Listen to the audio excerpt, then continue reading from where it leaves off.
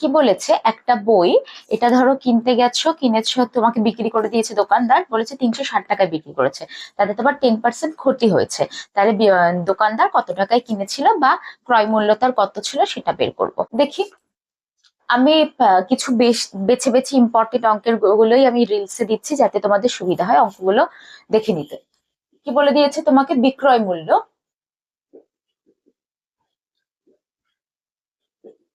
360 টাকা।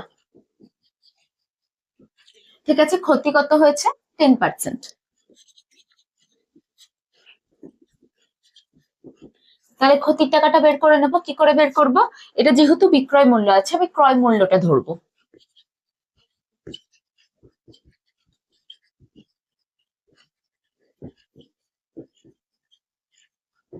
তাহলে এক্স টাকার উপর 10% ক্ষতি হয়েছে, তাহলে কত টাকা হয়েছে দেখি ক্ষতি।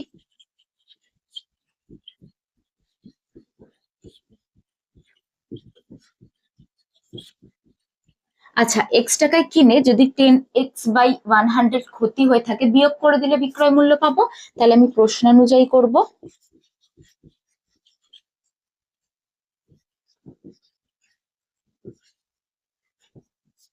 কি হবে, এক্স এর থেকে ক্ষতির টাকাটা বিয়োগ করে দিলে ক্রয় মূল্য পাবো। সিম্পল সলভ করে নেবো, অ্যান্সারটা হয়ে যাবে।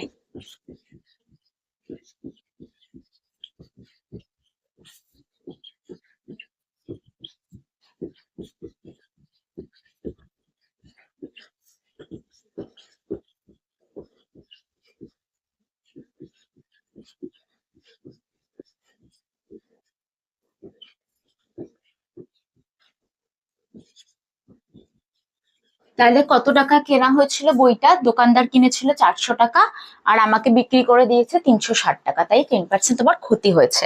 ঠিক আছে, সিম্পল তোমরা ফর্মুলাও ইউজ করতে পারো, আমি ক্ষতির টাকাটা বের করে ক্রয় মূল্য থেকে বিয়োগ করে দিয়েছি। ফর্মুলাটা কি ছিল? যদি সিপি থেকে লস বিয়োগ করে দিই, এসপি হবে। আর হচ্ছে সিপির সঙ্গে প্রফিট প্লাস করে দিই, তখন এসপি হবে। প্রফিট দেয়নি তাই আমরা করবো না, লসেরটা দিয়ে বের করে নিয়েছি।